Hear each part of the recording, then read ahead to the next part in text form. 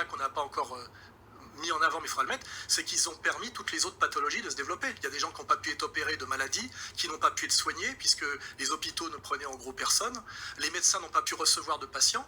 Donc il y a, en dehors de l'escroquerie du corona que j'ai déjà développé dans 2 vidéos, il y a en fait que ça a permis la prolifération de toutes les autres maladies et ça a empêché l'accès aux soins de tous les autres malades. J'ai lu dans François un article qui faisait le bilan catastrophique du confinement sur tous les plans, ce qui est assez incroyable, hein, en disant que c'est une catastrophe de A à Z.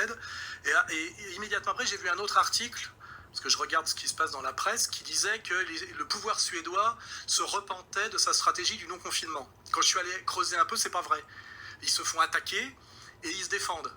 Et ça me fait penser aussi à la chloroquine. Je vois encore, j'ai regardé BFM TV hier, il y avait encore des bandeaux.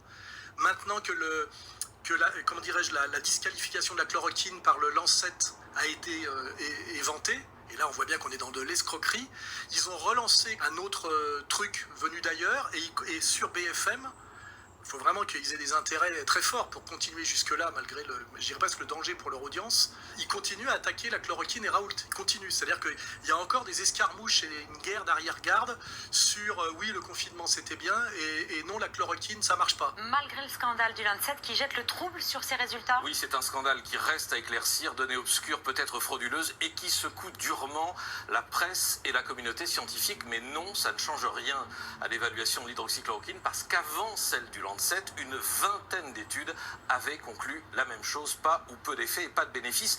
Et puis la dernière, la plus importante, on l'a appris il y a 2 heures, le vaste essai britannique Recovery, plus de 1500 malades tirés au sort dans 175 hôpitaux du Royaume. Conclusion, pas d'effet bénéfique sur les malades du Covid.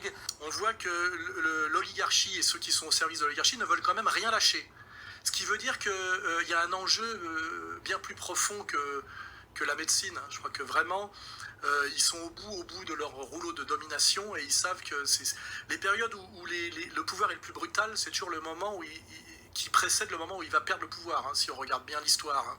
Et là, ils sont d'une brutalité stratégique, hein, je veux dire, et même d'une brutalité intellectuelle et voire au-delà, qui est la marque d'une panique. Et puis, il y a un 3e tweet, fin du Raoult, charlatan démasqué.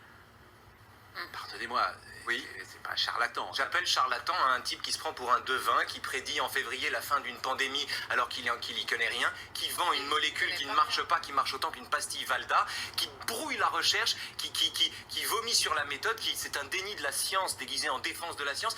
Oui, charlatan, je me fous qu'il soit infectiologue et qu'il ait des diplômes, comme on dit.